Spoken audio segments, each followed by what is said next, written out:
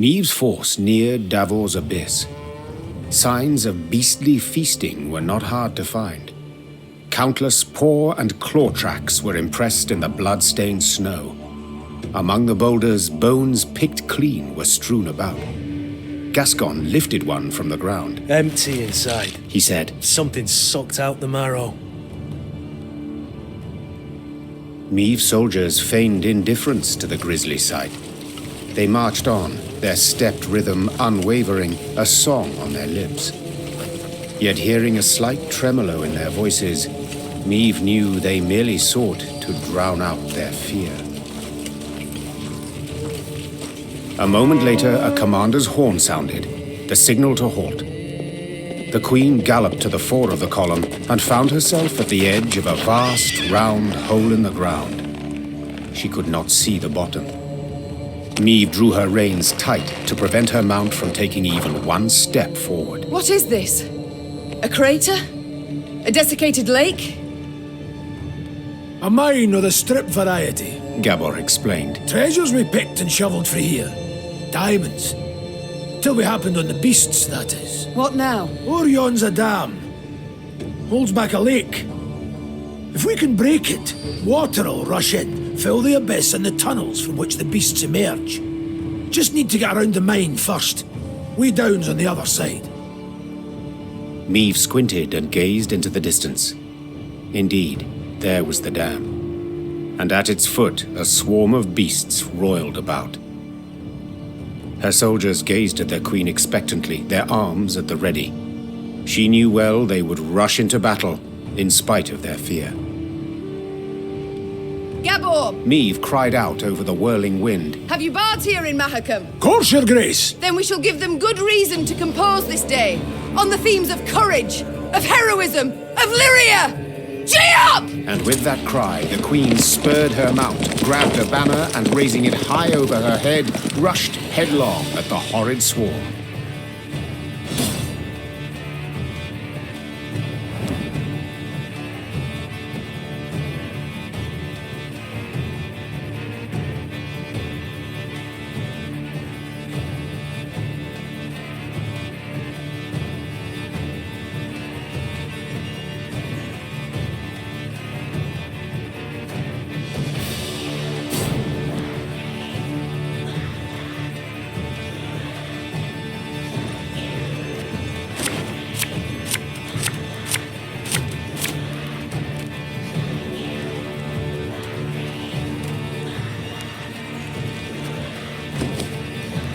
There's the way down!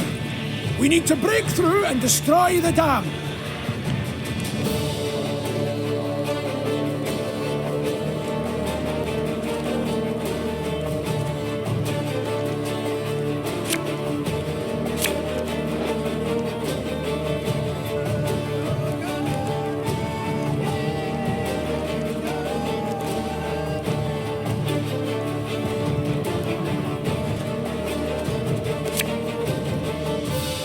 This could hurt.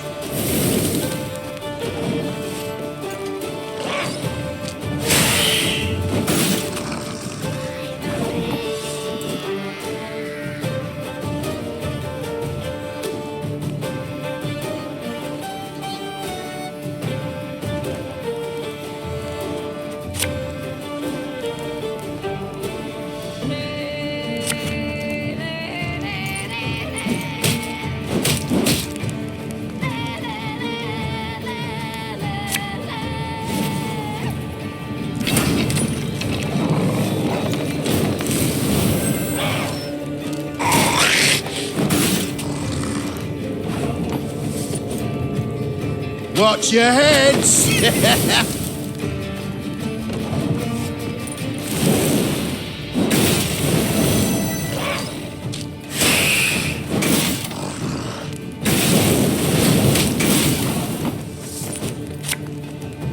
Ever have a stone knock out one of your teeth?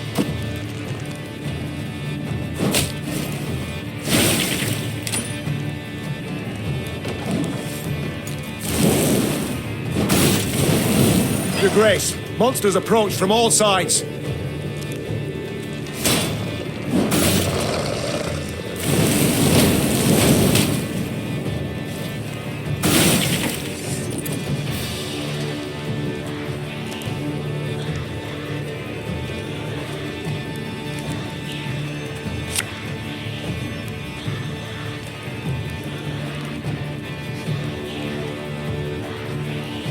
Have it the white of an eye from half a league away.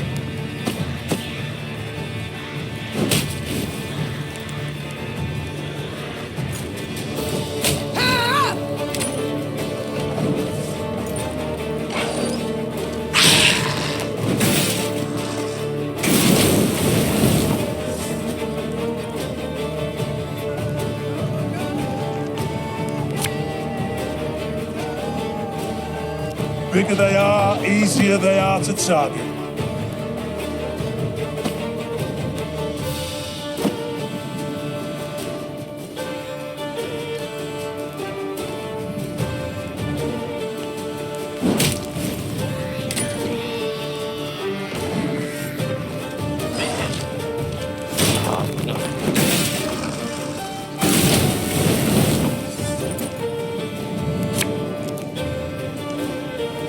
Thing about slings, they hide well.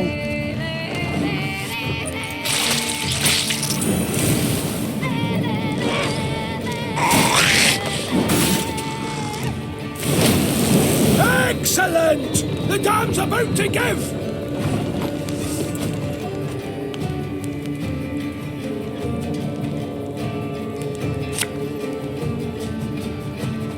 Her Majesty knows what she's doing.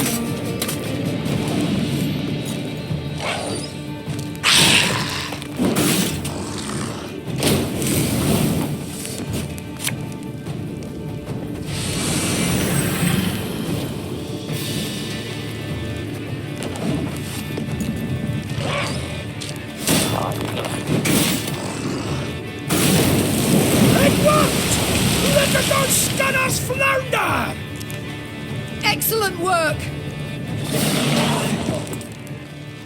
And indeed, bards sang of this battle soon after. For no claws or fangs could break through the wall of shields the Lyrians raised that day. And no scales could protect the beasts from the Lyrians' stinging arrows and blades. Fight! Do not relent! Let us show these beasts! It is they who should fear us! The Queen shouted. In the end, the beasts turned to flee, yet Meave's force cut off any chance of escape.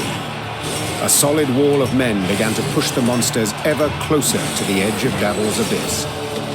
Pressed from all sides, the horrors began slipping over the precipice, screeching terribly as they fell. Silence came at last. The Queen stood at the edge of the precipice, breathing heavily, leaning on her sword. From the depths of the mine came muted growls and groans. Let's flood the damn hole, Hissed Gabor. before any other shite crawls out of it.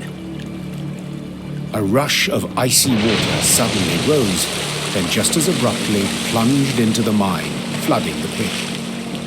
And where once lay Davor's abyss, now lay Davor's pond. Meave descended back into the pass, exhausted and covered in beastly blood, yet also exceedingly pleased. She was one step closer to dwarven support in the war against Nilfgaard. Once the Lyrians had put some distance between themselves and the now destroyed monster lair, Meave ordered her men to pitch camp. Then she sent the quartermaster off for food and drink. The soldiers lit campfires, then set aside their weapons. Soon after, lively music and song could be heard throughout the camp. Your Majesty, Reynard said from behind Meave's back. a messenger from the Elder-in-Chief. The Queen turned to see a dwarf in a richly adorned jerkin and a shako with golden seams. She stifled her laugh into a smile and lifted her chin proudly, expecting praise and a pledge of aid in the war against Nilfgaard. My lady, your daring deeds have come to the Elder's attention. Said the dwarf in a measured voice. He's positively irate and demands an explanation. Irate? But why? I and my men, we've aided you greatly. Elder Hoog awaits at the Long Bridge. You'd be wise not to keep him there any length of time. And with that, all the Queen's enthusiasm for a celebration was instantly gone. She waited until the fires expired and the songs died down, then gave the order to march.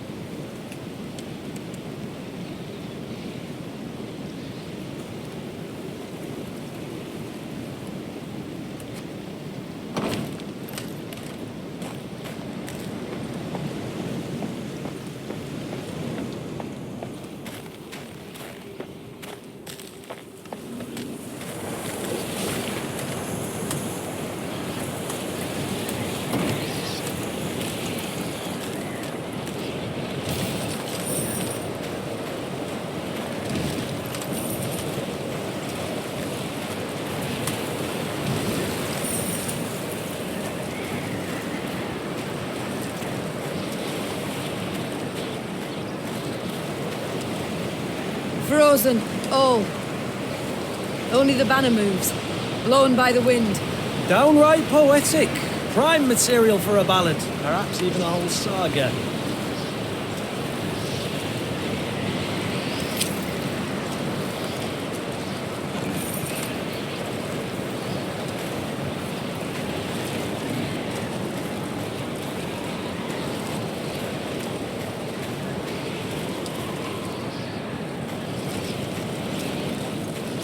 Gazing towards the horizon, Neve noticed a dark shape outlined against the mantle of snow that lay on the ground. It proved a tower, toppled and broken in pieces. Around it lay the ruins of other buildings, blocks hewn out of basalt rock protruding from the permafrost. That'd be the Clan Vidmar ruins, Said Gabor, hollering over the wind. rich ones. Had their clan seat here till earth tremors turned all into dust. Hundreds of dwarves lived here once, and now, not a living soul. Ah! Help! Save me! On the contrary, there was someone midst the ruins, and said someone was clearly in trouble. Neve ordered her men to find the unfortunate soul. They returned moments later, leading a dwarf whose teeth chattered. They had found him in a ruined building where he'd sought shelter from ghouls. Judging by his appearance, the dwarf had spent the better part of a week there. Marco Vidmar, they call me. He said, patting down unkempt hair that seemed to reach in all directions. I came here seeking a family heirloom, lost in the tremors and the chaos they caused. I ken the chamber where it ought to be, but, well, beasts made their lair there. I cannot drive them off on my own. But bold warriors like you ought to cut them down in a jiffy. So, will you help? I too have lost my home, estate, Said the Queen. so I understand well what you feel. I shall help you recover your heirloom. Call it a whim. Mirko Vidmar's face lit up. Though he'd spent a week besieged and eating stale biscuits, and though there was a hoarfrost in his beard, he quickly trotted to the front of the column and led the Lyrian soldiers to the underground chamber. As promised, beasts awaited there.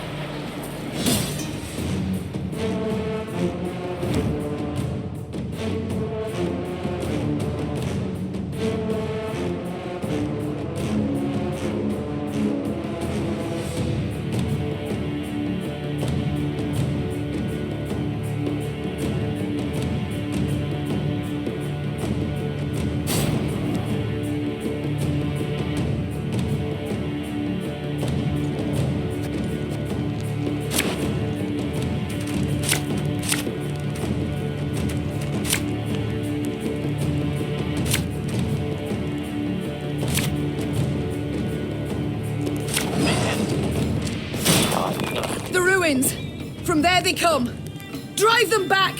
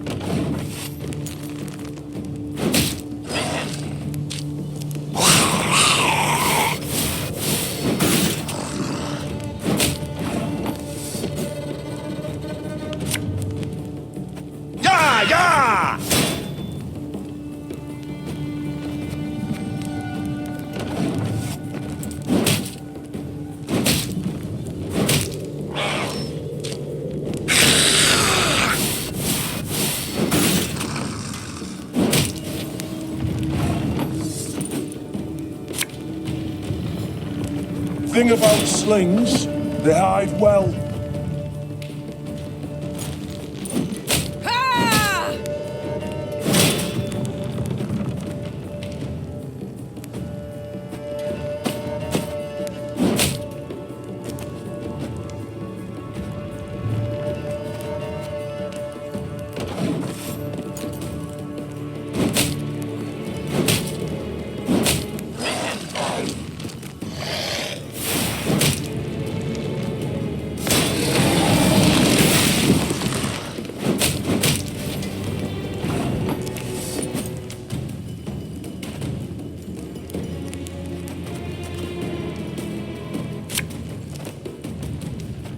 eh?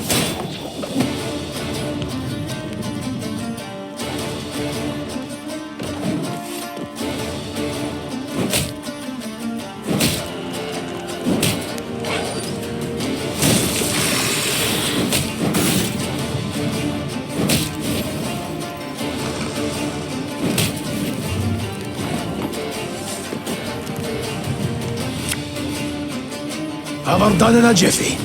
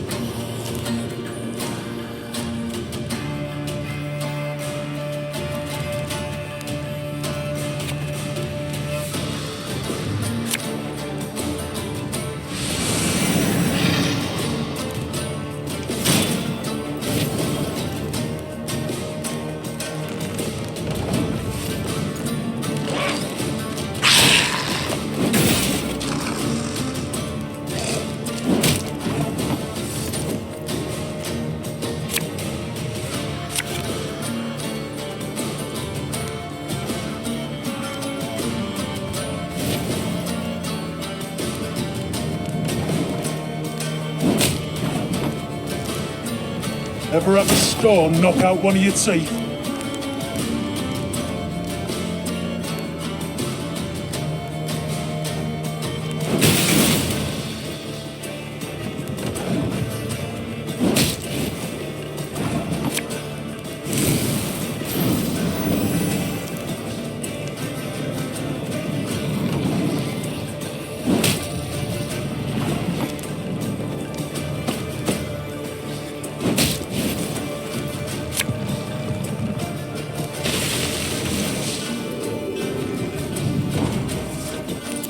Let's get a move on before any others show up. As soon as the fight was done, Mirko Vidmar ran towards a crate that stood on a pedestal, slipping on the now bloody floor. When the dwarf lifted the lid, precious stones spilled out. Your heirloom? This? Asked the Queen, rather puzzled. I thought a pipe that belonged to your grandfather more likely.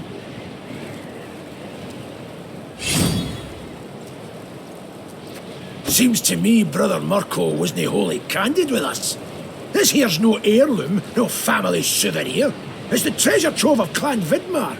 We thought it gone for good. Pressed for the truth, Mirko admitted no family sentiment had prompted this expedition. The dwarf had planned to leave Mahakam and start a new life among humans. Yet he did not wish to do so without sizable capital.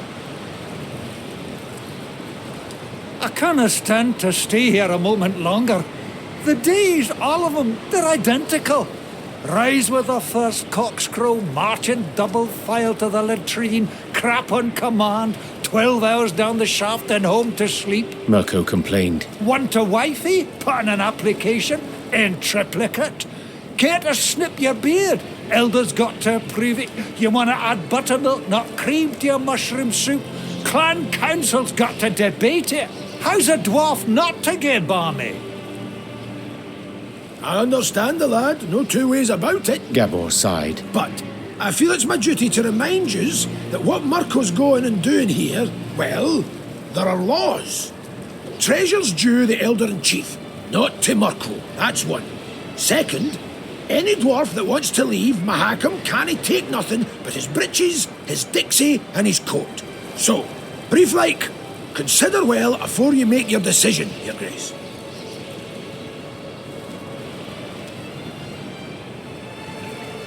I sympathise, Mirko, said Meave. but I'm a crowned head. I must decline.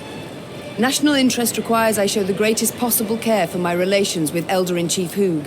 Yet in aiding you, I could sour those greatly. I shall return the treasure to him, I must. While you do what you will. Mirko Vidmar swore under his breath, then jostled his way through the Lyrian infantry and into the mountains, towards human lands.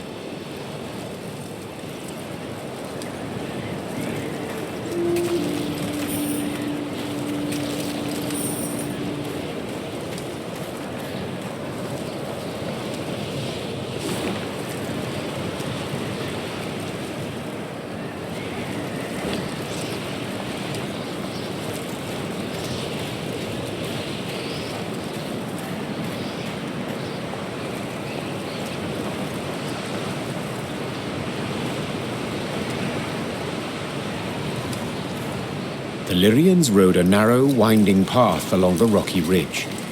To one side were ice-covered boulders, to the other, a chasm hundreds of feet deep. They could have at least erected some barriers, complained Gascon, knocking snow from his cap. Got plans for that? Gabor said. Just need to decide how high to make them. What? Think. Should they be the height of your average dwarf or a human? The debate's gone on for 20 years. On the one hand, you've got... Gabor did not finish his discussion. He was interrupted by the Baba Ghazi that jumped down from the rocks. Archers, shoot! Aim for underbelly! Meave's soldiers made quick work of the lone monster. But the sound of battle spooked the horses harnessed to one of her wagons. Whoa there! Whoa, damn it! The driver tried to rein in the animals, but could not. They dragged him into the chasm along with his cart and the soldiers riding in it. They landed a few dozen feet below on a rocky outcropping. A moment later, Baba Ghazis swarmed everywhere. Did you see how they fared?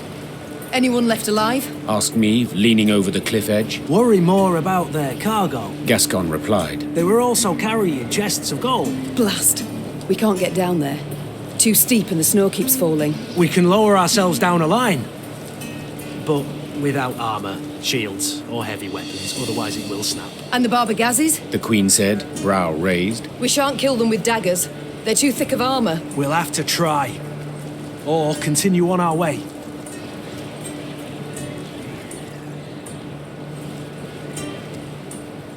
You only live once. Meave sighed. Gascon, round up some volunteers and let us move out. Moments later, the Queen was lowering herself down a line straight towards the gaping maw of a Baba Ghazi. Her only armor, a woolen shirt.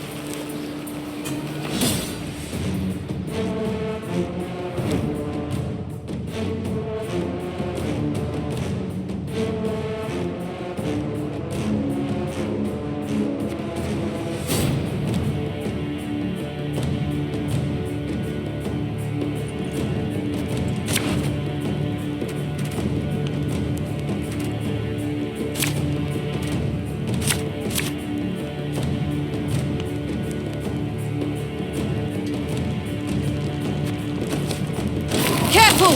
No one try to be a hero!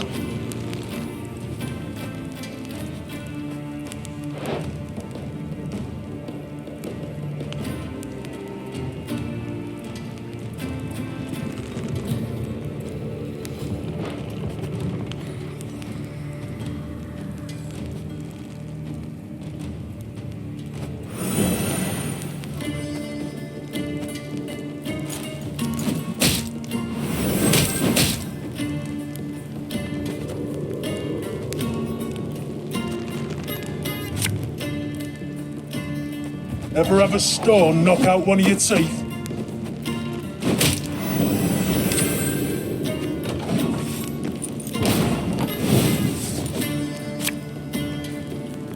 I've hit the white of an eye from half a league away.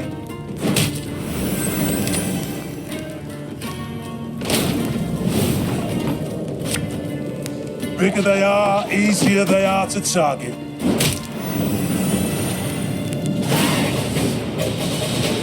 Bereft of sword and shield, Meve could not withstand a single blow. She thus danced atop the frozen snow, deftly dodging the Barbigazi's lightning-fast strikes, while delivering but a few well-aimed hits of her own to their eyes, ears, and gaping jaws. When the last monster fell lifeless to the ground, Meve walked up to the shattered wagon. The soldiers it had carried were bruised, frostbitten, but alive. Your Grace, we were sure you'd leave us. A good ruler never abandons her folk. Nor her gold. Gascon interjected, while securing a rope to a chest. Soon enough, all were safely back on the path. The admiration Meve saw in her soldiers' eyes was in itself sufficient reward for her difficult battle.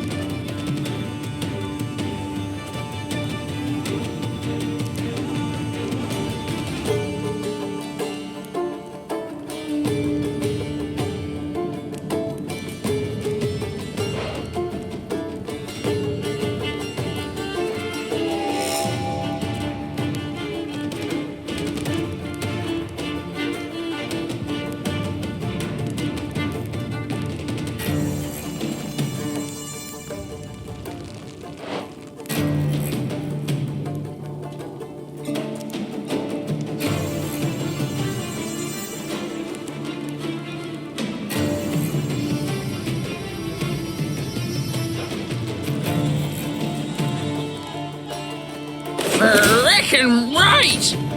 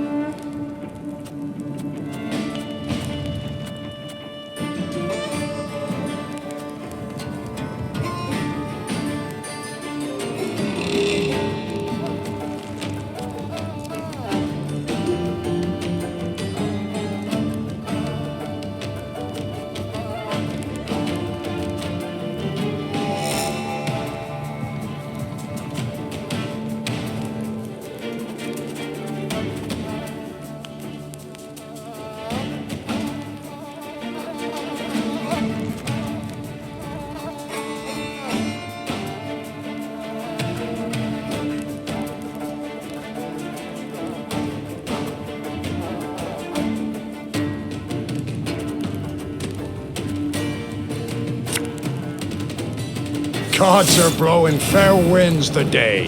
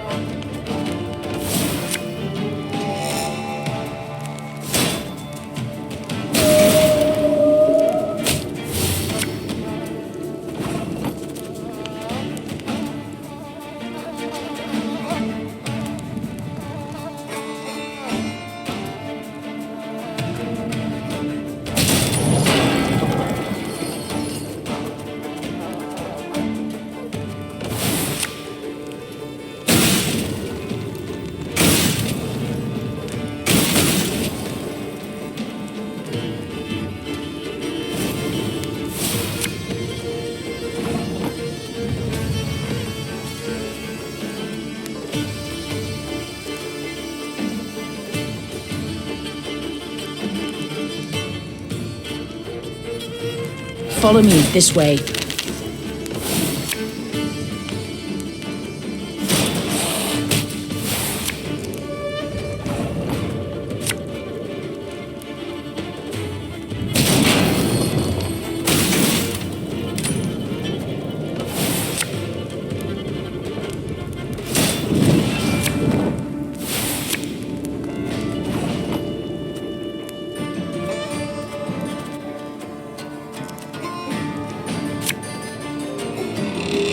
Yes?